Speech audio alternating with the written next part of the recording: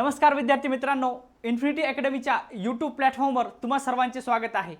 एमपीएससीची गट क परीक्षेची जाहिरात आलेली आहे आणि फॉर्म भरताना विद्यार्थी मित्रांचे खूप सारे कॉल्स आहे, मेसेज आहे।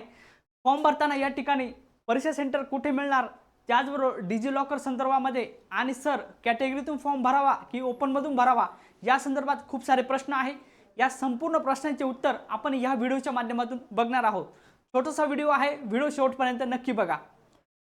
व्हिडिओकडे जाण्यापूर्वी आपल्या इन्फिनिटी अकॅडमीच्या प्लॅटफॉर्मवर एमपीएससीच्या धर्तीवर सर्व सरळ सेवा भरतीची तयारी करण्यासाठी आपल्याकडे बॅचेस उपलब्ध आहे। तज्ञ शिक्षकांची टीम आहे, त्याचबरोबर पीडीएफ स्वरूपात नोट्स आहे, टेस्ट सिरीज आहे। तुम्ही आत्ताच या ठिकाणी इन्फिनिटी अकॅडमी हे ॲप डाउनलोड करून बॅचला एनरोल करू शकता। आणि सर्वात महत्त्वाचं म्हणजे आरटीओ एमव्हीआय अगदी 6 वर्षानंतर 461 पदांची भरती या ठिकाणी आलेली आहे। खूप चांगली संधी आहे। मेकॅनिकल आणि डिप्लोमा झालेल्या विद्यार्थ्यांसाठी सहाय्यक मोटार वाहन निरीक्षक या पदासाठी आपल्याकडे आरटीओ फॅक्टरी बॅच या ठिकाणी सुरू आहे। हायब्रिड मोडवर ही बॅच असणार आहे, ऑनलाईन आणि ऑफलाईन अशा पद्धतीने ही बॅच असणार आहे।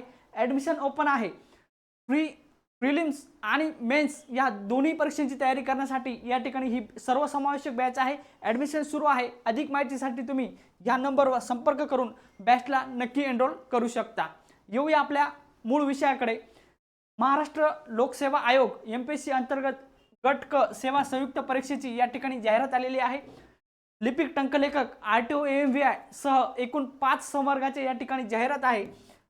खूप चांगली पदे आहेत। एकूण 26 ते 19 पदांसाठी ही जाहिरात असणार आहे आणि ग्रॅज्युएशन झालेल्या विद्यार्थ्यांसाठी, टायपिंग झालेल्या विद्यार्थ्यांसाठी आणि ऑटोमोबाईल डिप्लोमा इंजिनिअरिंग झालेल्या विद्यार्थ्यांसाठी मोठी संधी असणार आहे।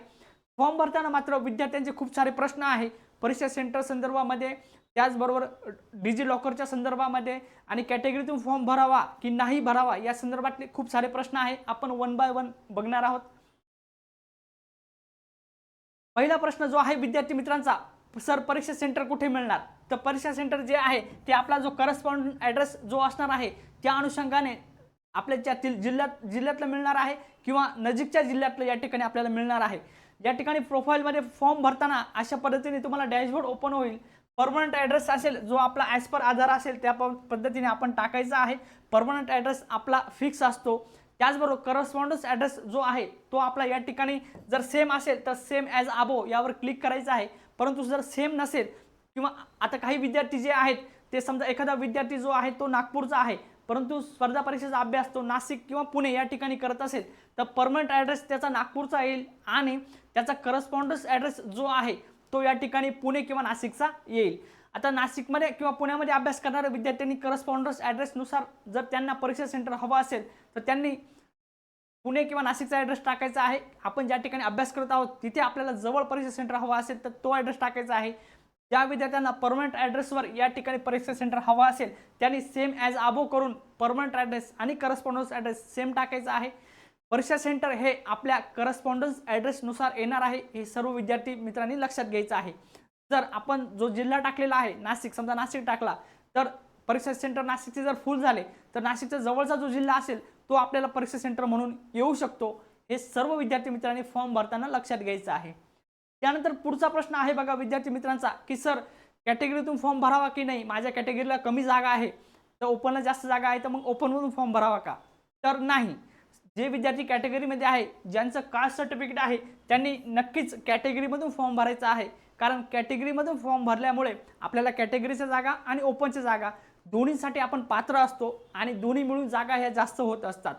राहिला प्रश्न नॉन क्रिमिनलचा, ज्या विद्यार्थ्यांसाठी नॉन क्रिमिनल आवश्यक आहे त्यांना नॉन क्रिमिनलसाठी या ठिकाणी 27 सप्टेंबर पूर्व परीक्षेची जो पेपर एक्झाम डेट आहे तोपर्यंत वेळ दिलेला आहे। तोपर्यंत आपला उत्पन्नाचा दाखला आणि नॉन क्रिमिनल दोन्ही सर्टिफिकेट आपल्याला मिळू शकतात।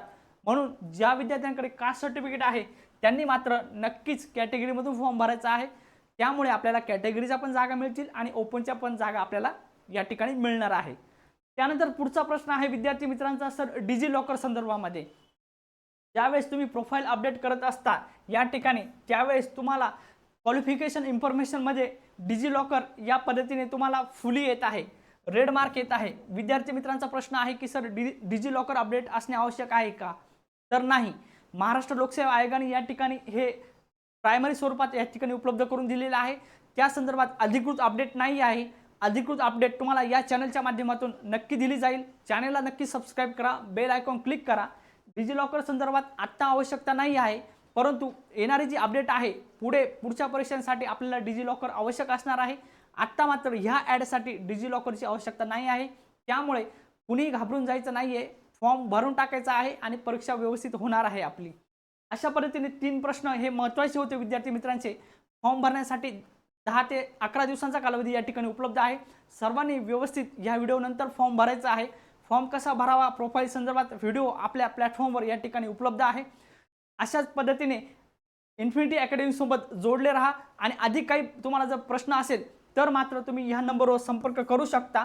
अशाच नवनवीन अपडेटसाठी चॅनलला नक्की फॉलो करा, चॅनल सबस्क्राईब करून बेल आयकॉन नक्की क्लिक करा। भेटूया नेक्स्ट व्हिडिओमध्ये, तोपर्यंत धन्यवाद।